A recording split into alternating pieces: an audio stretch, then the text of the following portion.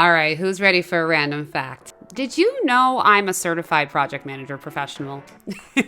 All right, I know that may not seem like a big deal to some, but it's probably within the top 5 reasons I am now also an entrepreneur. Years ago, as an executive assistant, I identified I wanted to be a project manager. It was one of the most in-demand careers, had a great salary, and it seemed right up my alley in terms of organization, touching and doing different projects, seeing them come together and executing and leading them. And I listened to the certification and was quickly overwhelmed by the number of hours I needed to obtain it. I think at the time you needed 10,000 hours if you had a college degree. And I was like, yeah, no, I'm not ready. Well, fast forward 2018, I went ahead and did a training on how to obtain it. And I passed my test within 2 months of taking that training, which is really good, actually. Not to toot my own horn, but I guess you could say I am. Many people fail this test and have to take it multiple times. And I can say with full honesty, I was scared as hell when I took it because it's not the easiest test. Getting the certification completely changed my mindset about social media and how to approach it as a business. I became more organized and became super confident in terms of executing it. It's basically how I'm able to do multiple things at a time. I still don't believe in multitasking, but I believe you can have multiple projects in flight, which is what project management is all about. I love connecting with fellow project managers, and I love this awesome chat with Aisha Watkins of Women of Project Management. Aisha is the founder of Women of Project Management, the only community created to support and amplify the voices of women and women of color in every specialty of the project management industry worldwide. Through this incredible membership, you can obtain support at every stage of your project management journey and career. Additionally, there are a plethora of resources available in this membership, including this interview I did with Aisha on using your project management expertise beyond your 9 to 5. On this episode, I really dive into the intersection of my 9 to 5 and my business and how leveraging both allows me to win in both. For those of you who are working their job and side hustle, this episode could be pretty helpful to learn how to promote yourself and your skills on social media, how to make money on social media using your project management skills if you're working in that or something similar, how to create the best business model for your business, how to give yourself grace while you're building your empire, and how to pitch to big brands and get paid, which I also have another episode about pitching, which I'll link on the show notes as well if you're interested. But tune in now for some gems to be dropped between me and Aisha. I have to say, I loved this conversation and I hope you guys did too.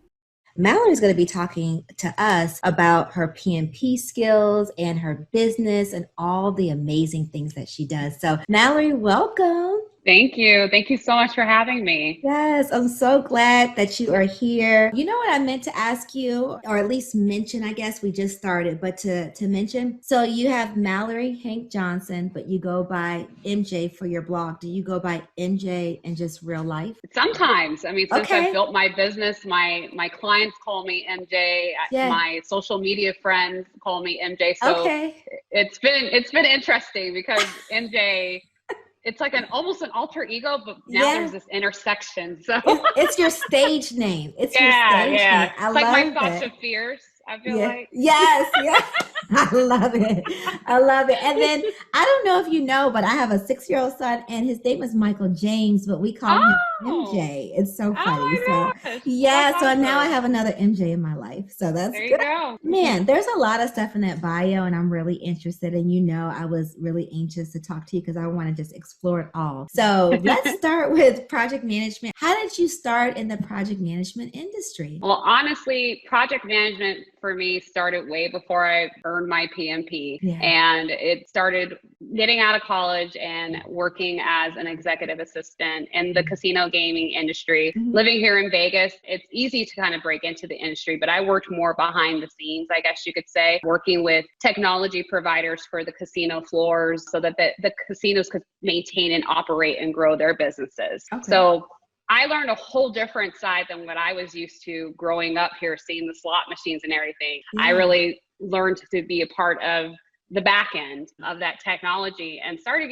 working on projects right away, even though I didn't have that title. In hindsight, I see that my PMP skills really started early on, working with different customers and delivering different launches and products. Working through the rest of my career, I always wanted more, just being the ambitious, wanting to be an overachiever, I guess you could say. I heard about project management. Really didn't know too much about it. I ended up joining my current company, IGT, International Gaming Technology, and we're one of the world's largest casino gaming providers. Oh, wow.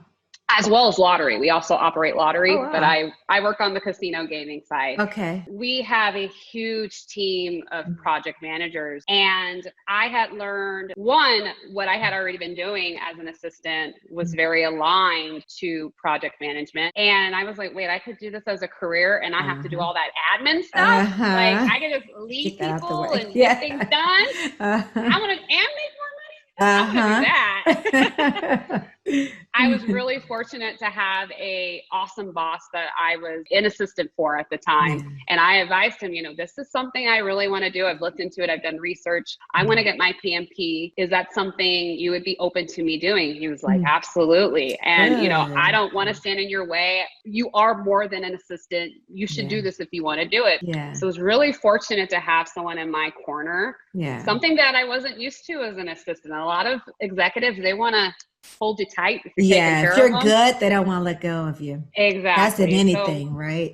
Right. No, you're absolutely right. You're absolutely right. So I was really fortunate that he was willing to let me go and explore this new career, and also approved for me to have my training paid for, as well as earning my certification. I went ahead and moved headfirst into that and was able to obtain my certification within a few months, thankfully. Oh, nice. Because so much of my prior career had yielded up to that point already. But everything really changed for me. That was such a huge turning point in my career. I mean, not only just financially, but mentally, because I was respected in a whole different way. I was overseeing different projects and getting exposure to different technology and systems and processes. I mean, everything.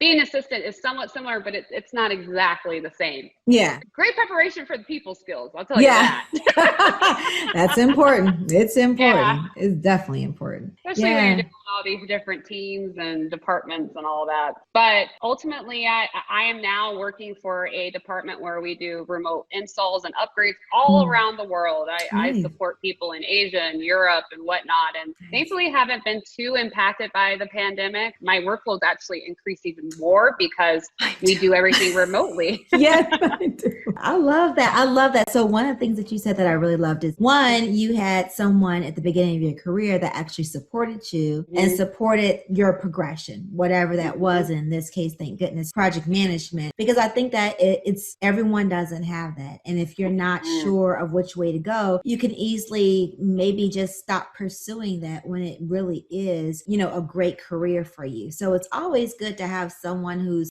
supportive. And then two, one thing that I heard was that you passed, your company paid for you to pass to prep for the exam, which is huge, because I always tell people, if you're going to do it, if you work for a company, if you work for yourself, that's different. It's an investment either way it goes. But if you work for a company, see if they can pay for it, because it's a win-win for them. You get the skills, you get the certification, they get the fruits of your labor, of everything that you've learned in that PMP certification. A lot of clients, seek out companies and for the project managers who have that certification. So, that's good. But what I also heard is that you passed the first time. Yes, I know. And I didn't know that was such a big deal until I started talking to my counterparts. They're like, you passed? Yes. Yeah. Because it is hard. I failed a few times. Really? And I've heard that from a lot of individuals. And it's really funny. And I don't know if we're going down a rabbit hole, but at least for my organization, the test isn't necessarily the same as we maintain our project management. There's certain aspects and foundational things that we obviously use, but process-wise, it's I really had to shift my mind, like, okay, am I in PMP world or am I in that's work exactly world? what I had to do. And then if you start trying to apply what you do in real life, like, you'll go wrong every time. You got to do it what those books say in a perfect scenario. Everybody's paying attention to your project. You have all the money that you need, all the resources, things that never happen, right? No. So I was just having a conversation with somebody else, and we were really laughing about it, because we were laughing about how it was years ago, so that's the only reason we could laugh about it, but we had failed a few times. And then years later, I worked for a company, and luckily I had the VP was very gracious and gave everybody the option to go ahead, and they paid for the PMP exam. I ended up passing because I studied totally different, so I passed. But then my son was born 3 weeks later, so I was 9 months pregnant when it happened. Oh my God.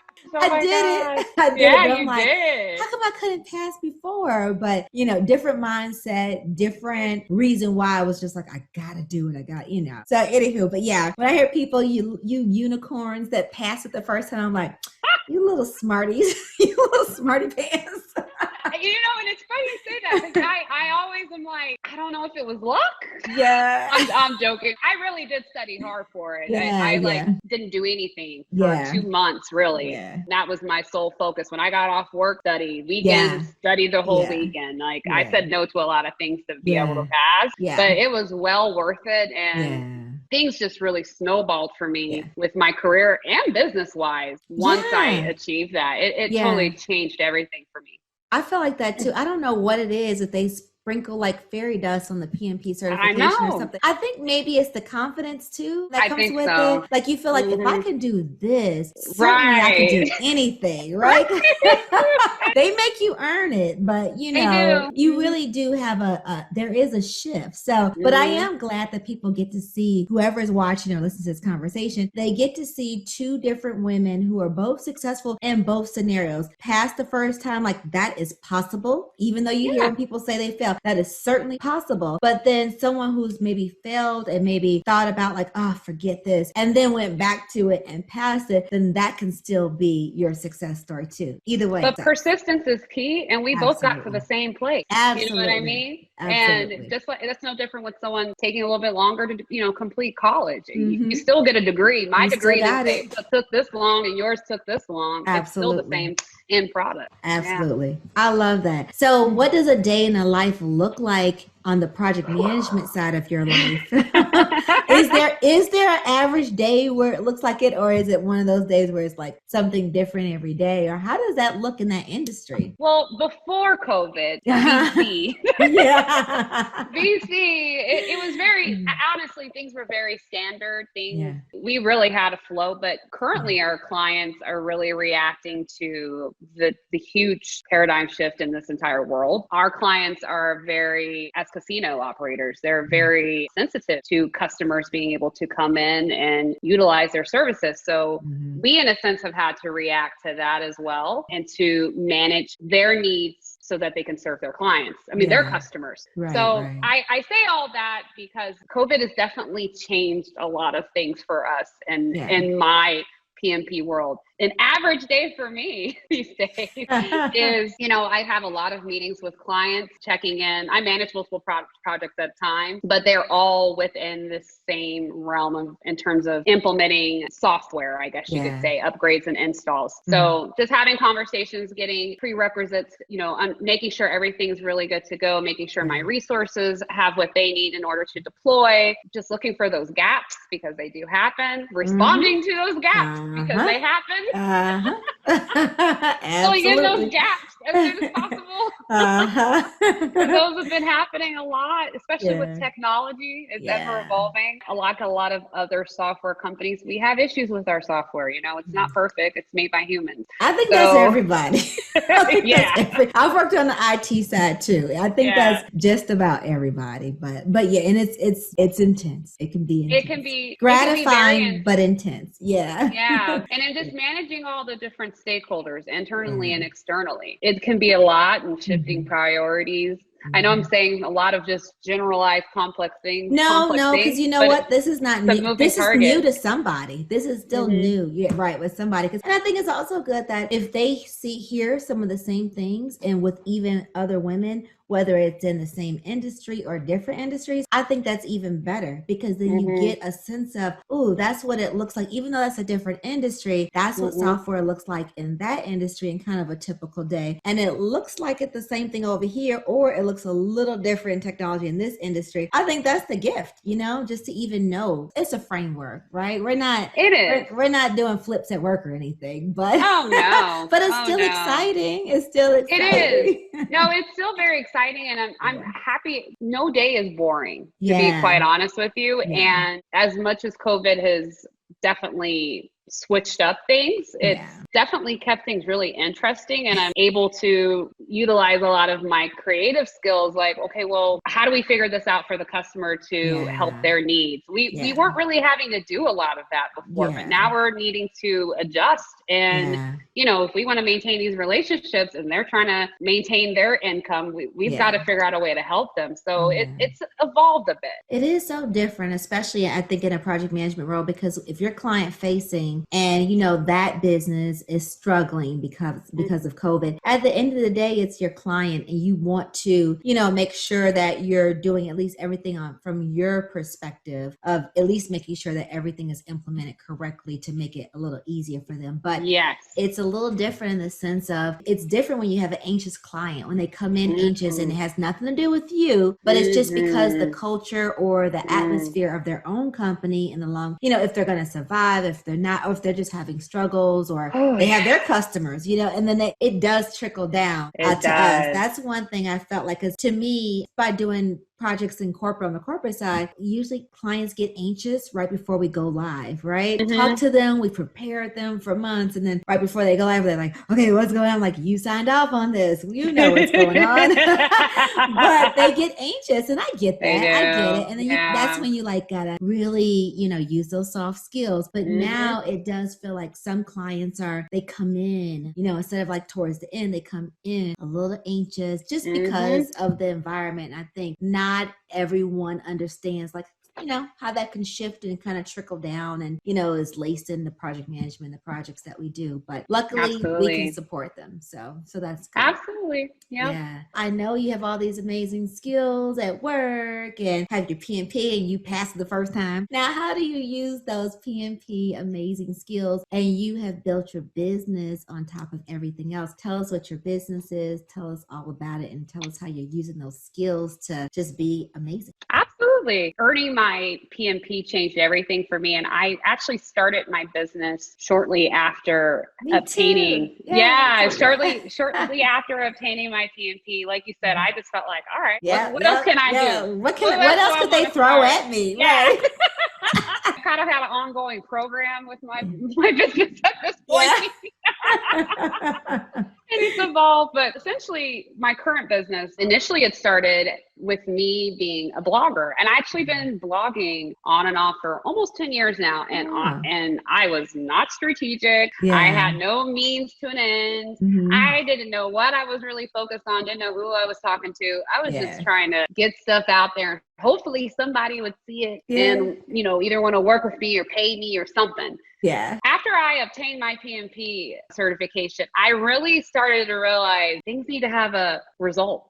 Yeah. You need to be working towards something. It needs to be defined. What is the scope? What's the whole point? So I finally realized, I really want to build a community. I really want to find my tribe, and I really wanted to help people. And that help has certainly evolved over time. When I first started out, I was really creating content on social media specific to my infertility journey at the time, as well as just being a millennial woman in my career, just trying to figure things out. But I was really strategic in terms of how I created that content, who I was talking to, as well as using that to show to brands the quality of content that I create and start conversations with them. Within a year, before I even hit 10,000 followers on Instagram, I actually ended up earning $10,000 in brand deals. Oh, I need to know how to do this. Side note, I adore your Instagram. Oh, thank you. It's beautiful. Thank you.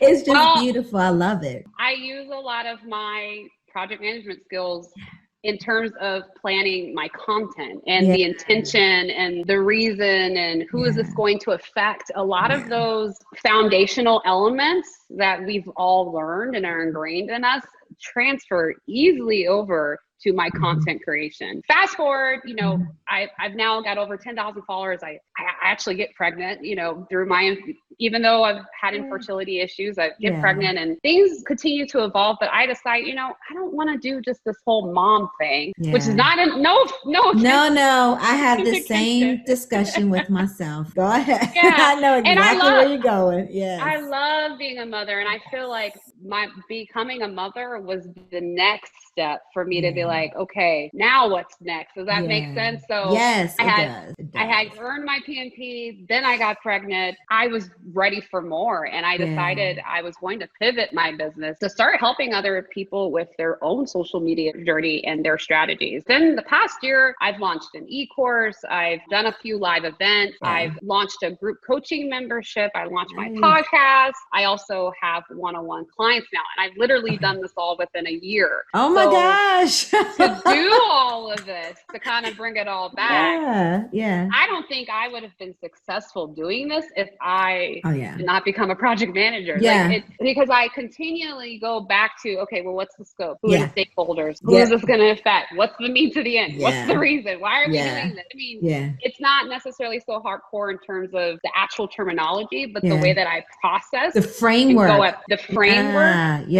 There are so many parallels to it, in my opinion, at least. Yeah, because I think when I have these discussions, it's so funny. As I've started this initiative and started this series of speaking to all these amazing women of color in project management, I have found so many times that you guys say something like, well, I don't know if anyone else does it, but it's so natural to us. Like, so to me, I'm like, of course that makes sense. Well, how else would you do it? I think we think a certain way just because, naturally we have a lot of those instincts. Then we do it. People pay us to do that. These multi-million dollar companies pay us to do that. But then sometimes some of us don't really think that I'm already doing this. I can just easily apply this to my business and pour myself into something that I'm passionate about as well. I think once you start getting into a rhythm, before, when I started social, no ma'am, I was not good. I was like, why am I even on here? This is the only way I could spread the word. But Lord, I mean, I was kicking and screaming. I didn't want to post a picture. I didn't have a strategy. I knew I wanted to tell about women in project management. So then it got me at least like, okay. Then I got into a rhythm. Okay, we're 6 years later, so I got into a rhythm. But I would still in no way, shape, or form consider myself like I know what I'm doing. And I think when I talk to a lot of women who have their businesses and they have their project managers and they're using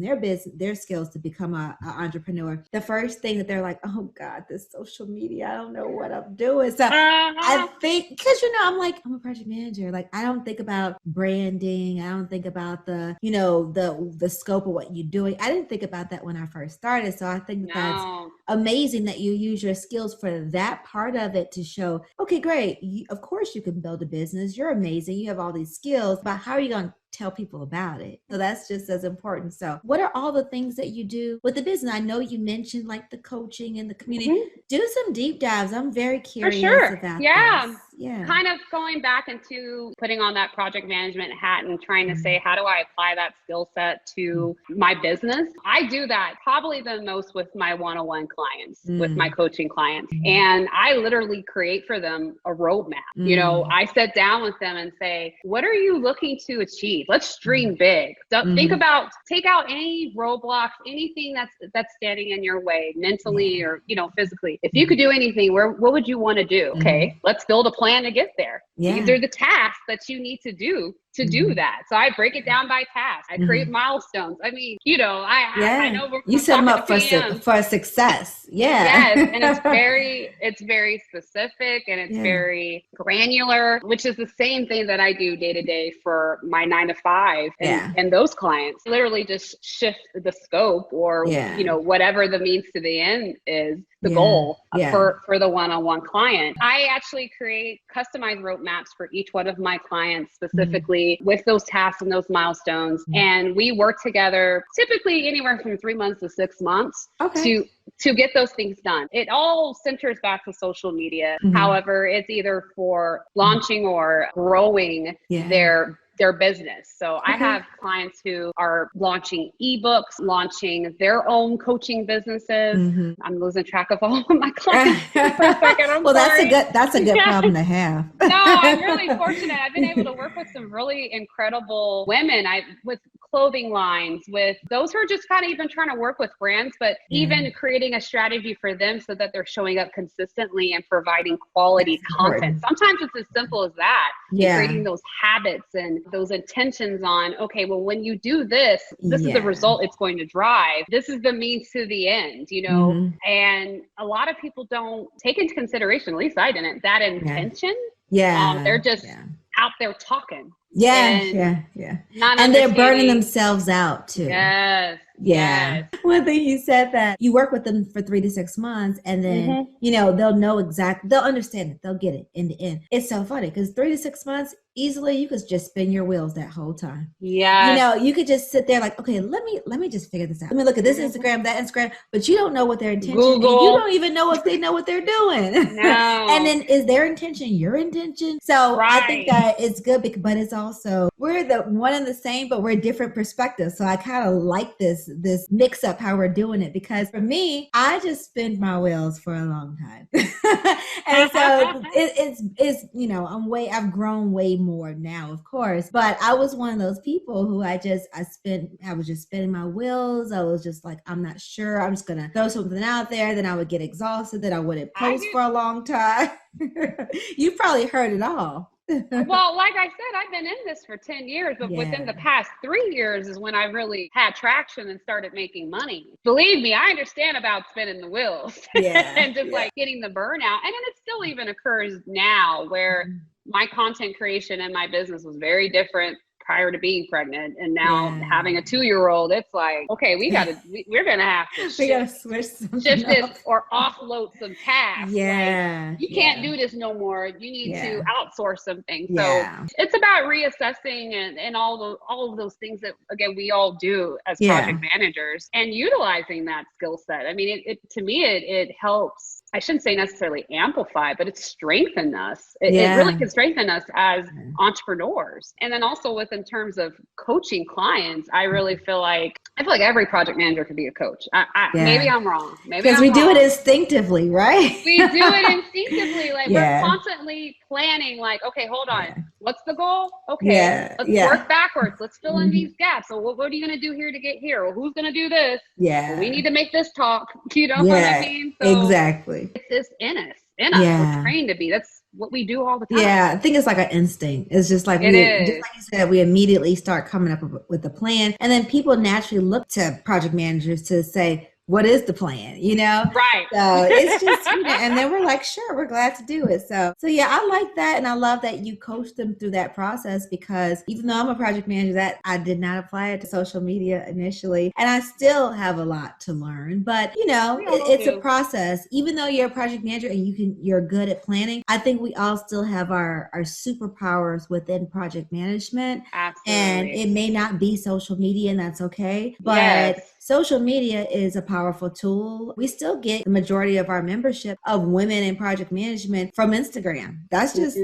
the reality of it. And so in order to be able to strategically market yourself on that platform, you can build the best business, but if no one knows about it on social, you have to learn. So you mentioned your community too. Tell us about that. So I've been really fortunate to build a community over this time, and it's obviously evolved from mothers to now many other influencers in this space, bloggers, as well as content creators who are entrepreneurs or have their own businesses and brands. And I launched my group coaching membership back in March. And this is actually an interesting story. And I'm not sure if this would dissuade some people, but I launched a membership back in March, and I was super excited about launching it. I've since closed it. And so I want to actually share why, because it was my project management head that was hold on, Doesn't make sense. I had a group coaching membership where I was just helping everyone. So I wasn't defined with who I was helping and their starting point and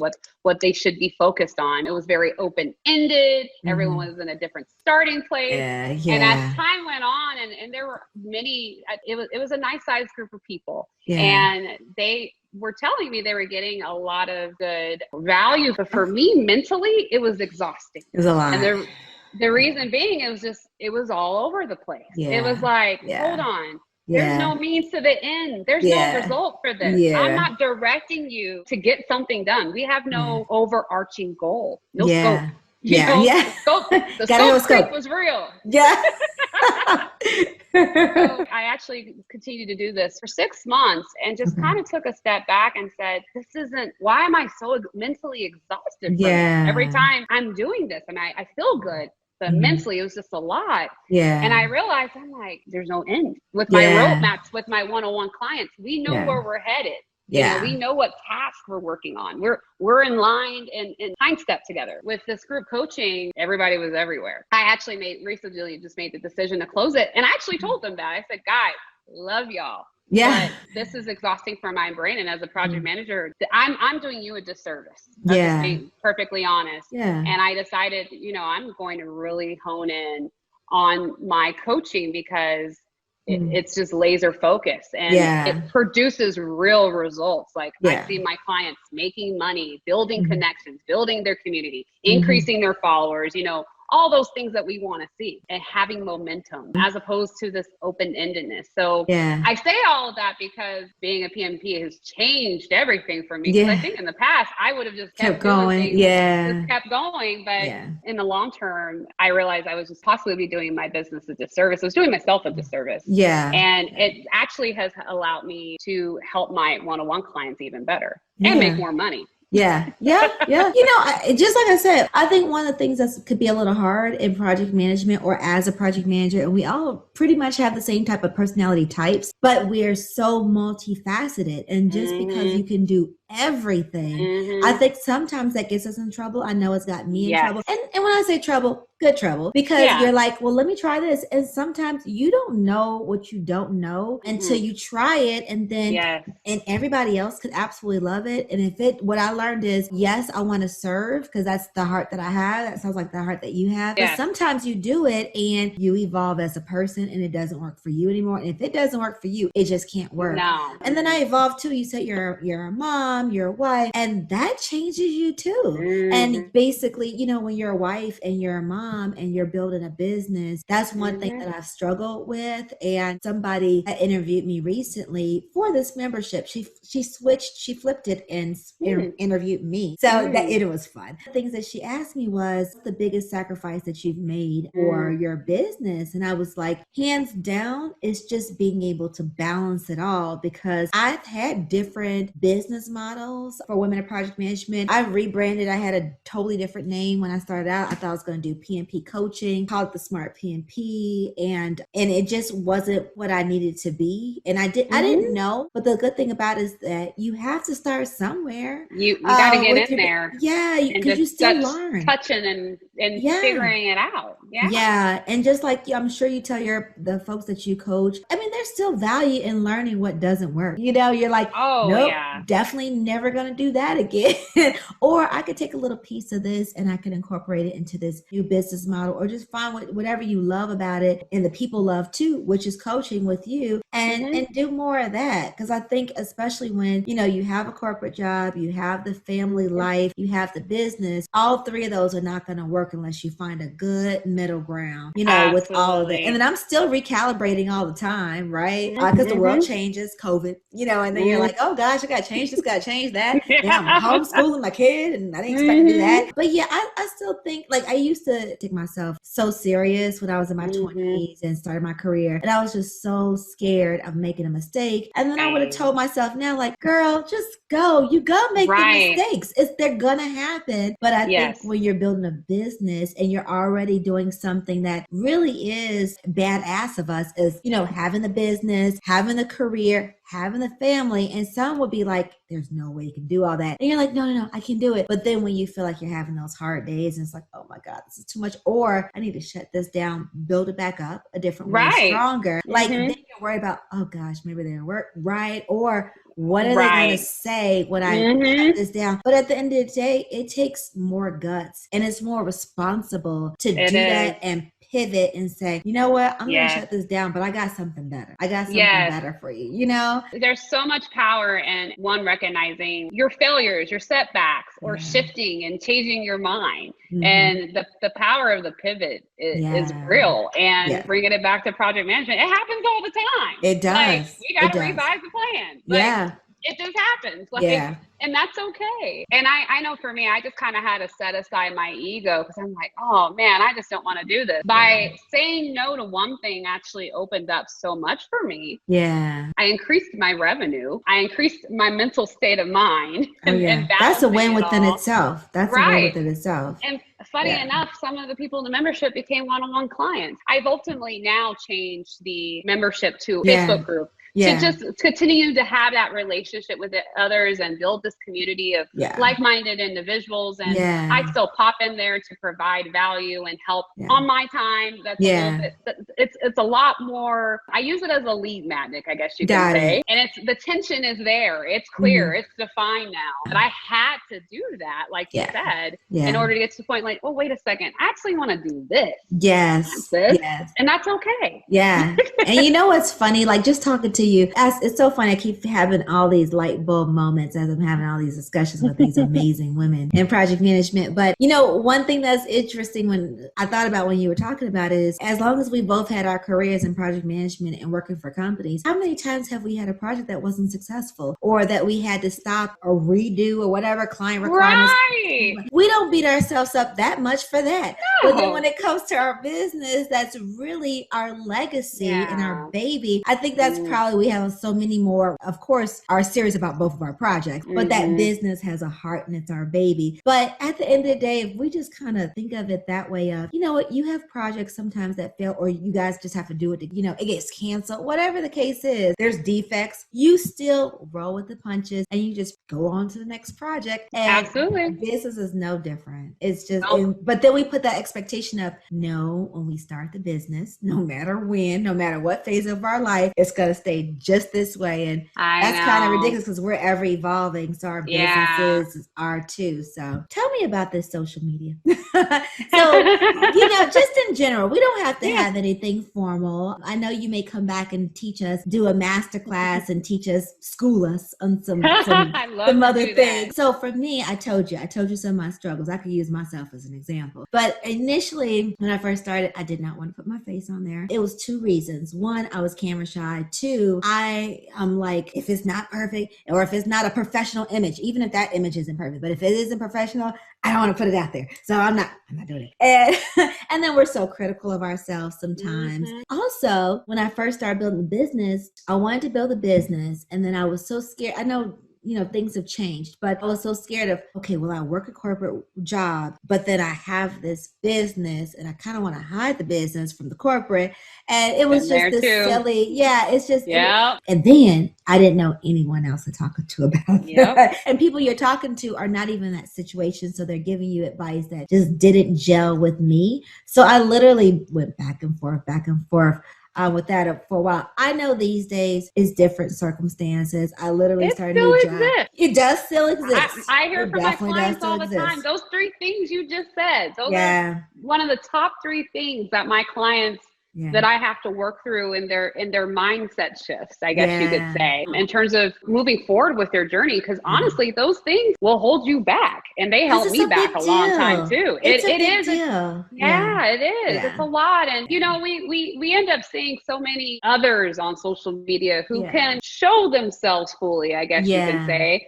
But what we forget is they started somewhere. You know, they stumbled, they made mistakes and pivoted. And a lot of times we're getting to see all the fruits of their labor. Where now they have a team, the shiny part. We're getting to see the shiny parts and not the ugly, the messy, you know, the real, you know, kind of starting from where you were at, you know, talking about just starting, you know, showing up and showing your face. And I have a lot of individuals tell me, oh, you're really real and honest, and you show a lot of yourself on social media. I don't think I can do that. And I go, well, I only show you what I want to show you. Yeah. You only know what I want you to know. Right. So this is part of my strategy. It is part of my strategy. So you're comfortable with it. Yeah. Part of it is about niching down and in a certain area and really doubling down on that and owning that.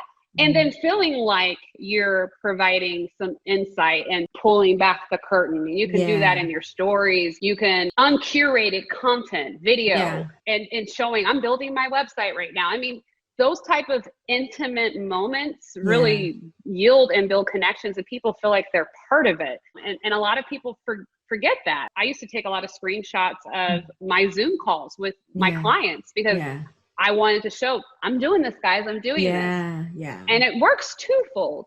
It buys you that like, know, and trust factor from future customers and clients and members and all that other good stuff. But it also reaffirms to you that I can do this. Like, I'm doing it. Like, that is true. When you start seeing it, it affirms some of the things that you're doing, and it feels like, oh, okay. Like I'm taking another step and another step. Yeah. I just had a client the other day. She got a huge brand deal from a huge bank. I won't say from who, but in her 9 to 5, she works for another bank. Oh. So I'm like, that could be different. Well, yes. And I said, look, we need to get ahead of this. You need to let them know about the conflict. So both parties. I said, you need to check your HR stuff, blah, blah, blah, blah. Yeah. She was like, that means I have to tell my job I'm doing this. And I said, it's time. Like, it's time to be out there with it. And that's a beautiful thing that she's evolved too. It's scary. Yeah. Because it's just like, hey, I come to work every day and, I'm doing this, but then I'm also this other person on the internet. And it's very much that way for me in a lot of ways. So that work, I'm very like, work mode, focus. Right. Yeah. On the internet, I'm like, Black Lives Matter. Have you looked at my blah, blah, blah. You need to be using these hashtags. Whole different person. But a lot of my coworkers follow me on social media now since it's funny that they'll come eventually it's gonna happen. It just happens and I own it. And I had a colleague of mine yesterday, literally, we were talking in instant messaging and she was just like, I just feel like I know a whole different part of you now. Because on social media, you're just like, you're still you, but it's like a different you. Yeah. So I own it. Like a lot of my coworkers, I had like a whole breastfeeding journey that I shared when I had my daughter.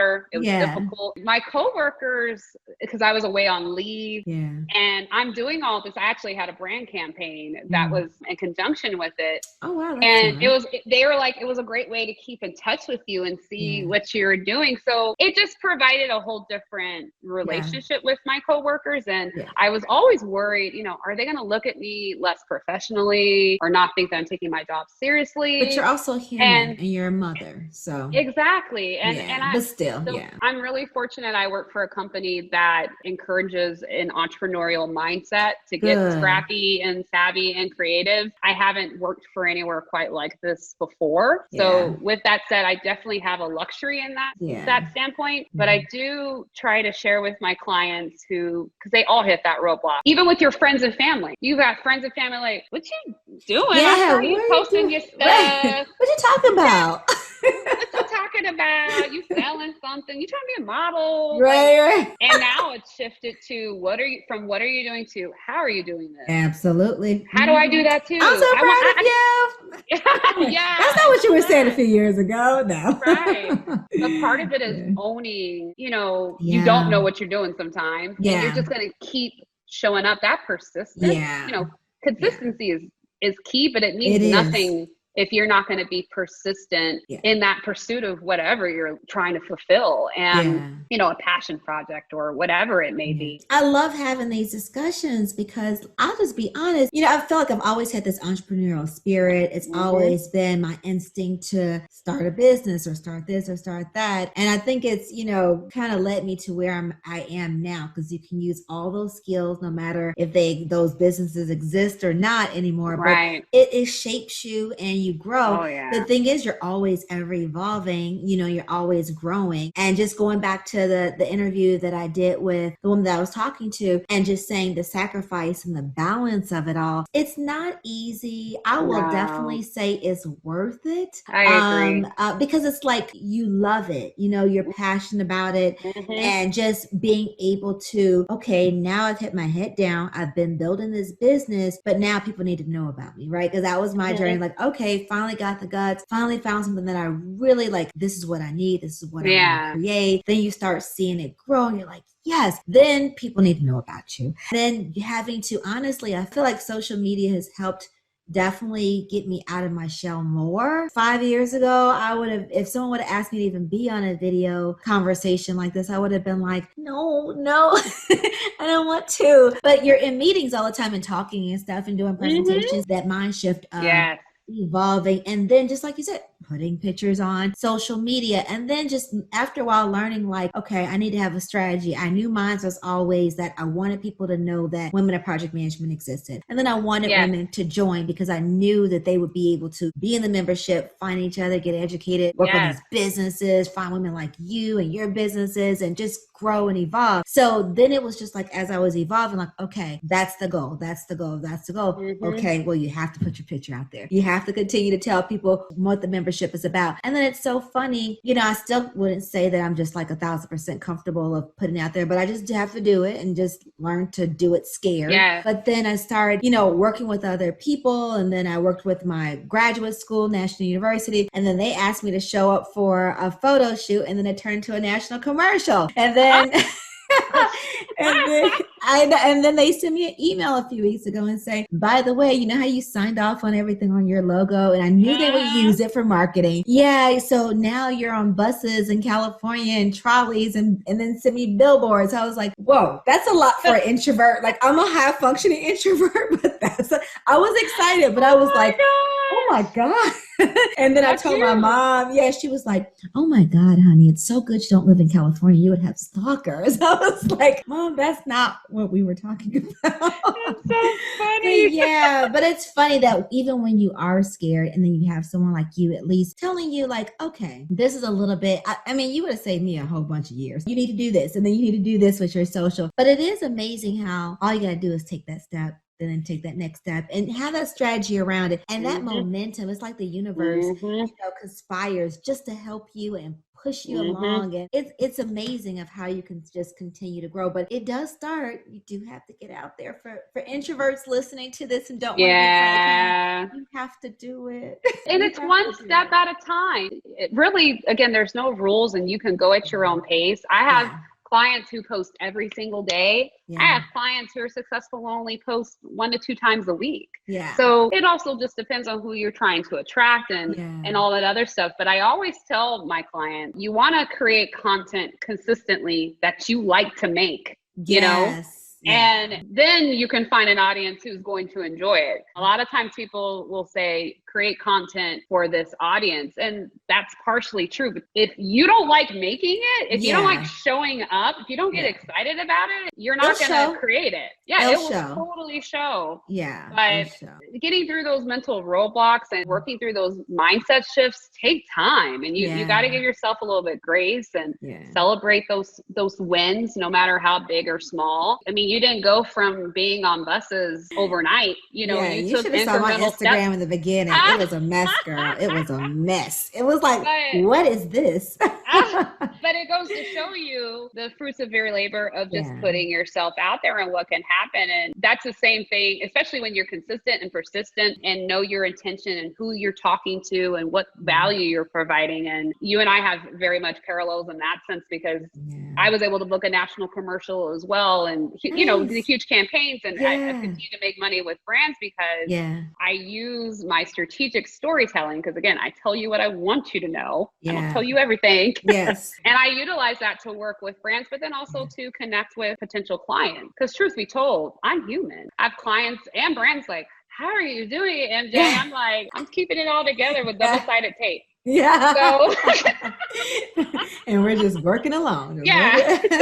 Like we're all infallible and trying to figure it out. It's just I got a means to my end. Like I know every time I show up, it's with intention and it's a step closer to where I'm trying to get in my master plan, my strategy. And I just deploy that with my other clients. I try to say that even help others. Even if I don't have all the answers, but I do know I'm a step further than I used to be. Yeah. And if that step further can help other people, I'm all about it. But it feels good to help other people, to be honest. It does. Yeah. It fuels you and then it keeps you going even when you're tired. I know for me, it just fuels me. I'm like, all right, I'll muster up some more energy for it because that's why it's also good to pick a business that you are actually passionate about and that you love it, because that's the only thing that's going to get you through when you're really tired and exhausted. And you've been up with a baby or a sick kid or a sick big baby, the husband, whatever the case is. And just to still say, but I still want, once I get them settled, then I still want to take a few hours and work on my business or whatever. That's what gets you through. And then I'm sure your clients get you through, the members of Women in Project Management, just the pure amazingness of the women. Just when you feel like you're tired and they tell you something of, oh, I got to do this, and and you see their evolution, or you see that they have a big win. It's like, that's something, because I get excited, like it's my win for everything. Too. Like I get super excited. So it fills you up. It's so gratifying by allowing a community to connect. That's huge, and that's you're already providing educational tools and, speakers like myself and others, understanding their backgrounds, but the networking and the connection piece alone. They've done some amazing things. People have done stuff in different countries and collaborated. Right. And I'm like, that's amazing. It really is. Of all of us. I really just, every day. You've enabled it. You know what I mean? And that has to be, I'm sure when you set your head down on your pillow, it's probably surreal for you. It is. You know what I mean? Like I had this idea and it's shifted a bit, but where it's at now, it's just like, wow, this is impacting people's lives. And that just feels amazing. I'm sure. It does. I know from my side, it's has. Sure. I understand. Because when it's just like in your head and you're like, oh, do people think I'm crazy? And then the mental barriers you have to get over just to say, screw it, I'm doing it. And then you put your whole heart and soul and resources and time. And then it works. Yeah. And you do all that not even knowing if it works. And then when it does, it's like, it's just, it all comes together. So it's amazing. So you said that you were in campaigns and you've partnered with these amazing companies. And let's see, Walmart, Target, Coca-Cola, Costco. Those are some big hitters. How does that happen? How does it go from a post to a huge brand knowing that you exist, right? You're fabulous, but how do they know that you exist to money in your bank account? Absolutely. No. What does that look like? I have a whole pitching strategy that I've adopted over time that has refined from experience working with so many different brands. All brands are different. Every brand has different goals, but I actually can share some pitching tips. That's one of the things a lot of individuals seek me out for is how do I connect with brands like you have, and how do I negotiate and do this tactfully and maintain it? So first and foremost, what you're going to want to do is understand what type of value you can provide. This all goes back to your why, your niche, and why are you here? And you don't have to be an influencer to do this because in my opinion, every influencer is an entrepreneur. You have a personal brand. And if you have a personal brand, you're an influencer. So a service provider could be an influencer and an entrepreneur. You're providing a business, a service. It's no different. Yeah. With that said, you want to know, what is that value? What are you providing? Is it educating? Is it motivating? Is it entertaining? It could be makeup, it could be hair, it could be motherhood, and just, beauty, all that good stuff. And then you want to identify, okay, who are some partners that I could work with that align to my values that we can help elevate and basically help increase our value. And so sometimes you have to kind of take this a little, I guess you could say basic, and say, okay, well, what am I using and working on already? Or on a day-to-day basis, like we're on a Zoom call right now. So Zoom enables you to build, to do these interviews and all this other stuff. So it's just like, well, maybe I should partner with Zoom because I'm using them all the time. And I can help spread the word about Zoom to my community, and Zoom can spread the word about my community and great cohesive connection because people probably in my community need to use Zoom. Right. You see what I mean? Yeah. I'll give you an example. In full transparency, I worked with Revlon. They had a product that was launching for curly hair, and you have the best hair ever. Thank you. Thank you. But I did some research on what this new product was and what was coming. And I said, okay, this was actually one of my first pitches. I was like, you know what? I'm going to reach out to them and say, hey, I've got curly hair. I love talking about curly hair. I love trying new products. I have a community who's very into curly hair. I mean, a lot of individuals do follow me for my hair. We can help each other. I can spread the word about your products. Yeah. And I ended up working with them early on in my influencer career and created quality content for them that they then used and leveraged to market their product while simultaneously I market to my existing audience. So it ended up being this cohesive, beneficial relationship for one another. Having, it was a transaction because I was essentially a business with an audience and they were a business with an audience, and we exchanged values and services, I guess you could say. Yeah. But as a freelancer or someone who necessarily isn't, leveraging their existing audience, or I guess you could say influence, you can also look for partners that are in shoulder niches, is what I call them, that are similar and leverage each other's audiences. And sometimes that could be as easy as doing lead magnet swaps. So I share my freebie and I share your freebie with my audience, and this could potentially become warm leads. You and I did this, for instance. Yeah. My audience trusts me already if they're on my email list. Right. And if I recommend your services, if there's a high likelihood they're going to listen. Yeah. As opposed to me just randomly putting on an Instagram post. Yeah. They already trust me. Like, they knows what she's talking about. Let me check this out. Yeah. And vice versa. And so I've actually, with pitching, have started to use that with strategic partnerships with my business. It's yielded income. It may not be transactional right away. Yeah. It's a little bit more time, but honestly, the benefits can pay even more than just a transactional of, I'm going to do an Instagram post for you. If that makes sense. Because the quality of that lead, because of that like, know, and trust factor your partner has, it takes away so many barriers. Yeah. If that makes sense. So then you pitch them, and then within that pitch, you figure out if it's a mutual beneficial. So how do you pitch them? Do you tag them? Oh, well, let's talk about that. I didn't really get into that.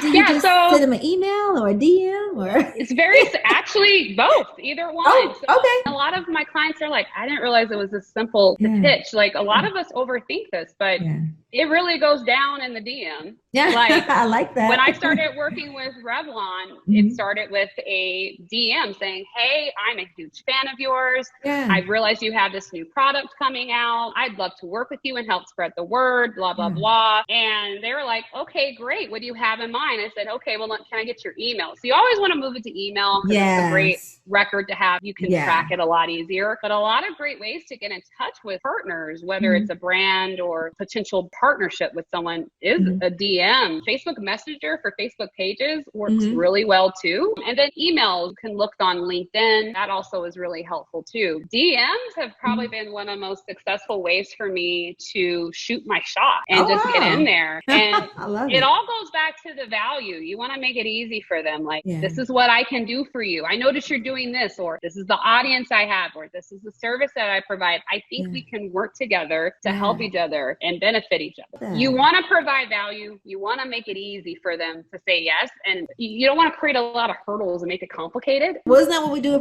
as project managers anyway? Yeah. We're like removing all the hurdles and here you go. And sometimes that means, like when I shoot my shot with Revlon, I'm like, okay, when I got the email, sent an email, I'm like, this is what I'm thinking. I literally outlined everything that I was thinking and spelled it all out. We started talking pricing at that point. Made it super easy for them. That's amazing. I'm sure a lot of people are taking notes right now. They're like, I will be signing up for coaching right now. I know it sounds super simple and it probably sounds like it can't be that easy, but it really is that easy. I mean, I have templates that I provide my clients on how to negotiate and even start the conversation. I have a script and everything. That's like my tried and true script. But it honestly is super easy. A lot of times we just psych ourselves out and we just aren't coming from a place of value. A lot of individuals come from a place of pay me some money, give me some free stuff, me exposure. You can't come about it that way. It needs to be about value. That's good. That's good. All right. Clearly, I can talk to you all day. I'm a talker anyway, but I just love all these conversations with all these. Oh, thank you. My favorite women in project management. Yeah. Thank you so much being here, MJ. I'll call you MJ. Thank you so much for having me. Thank you. For those of you who are working your 9-to-5 and building your business, I really hope this episode was helpful. You don't necessarily need to choose between one or the other. And if anything, one can help you build upon the other. It's all a means to an end, and you have the power to decide on what that will be. If you're still struggling with juggling it all, which is totally understandable, managing your business, your job, and your life, I totally feel you. And I know how it feels to try to keep doing all the things and feeling like you're not getting any type of traction. Here's the thing though, you don't have to go about it alone, my friend. I'm here to help. With my one-on-one coaching services, I have specifically designed them to help you build your social media business while still living a life on your own terms. Whether you're an entrepreneur, blogger, influencer, at any stage, I can create a personalized roadmap to help you start crushing your biggest goals and dreams and even make money. Through monthly milestones and specific tasks, we will work together to make major money moves and to streamline your business for the long term. If this all sounds like something you'd like to do, head on over to the show notes and book a free 45-minute strategy session with me to see how we can work together for the next 3 to 6 months. I'll be with you hand in hand. I look forward to hearing from you soon, and we'll see you on the next episode next week.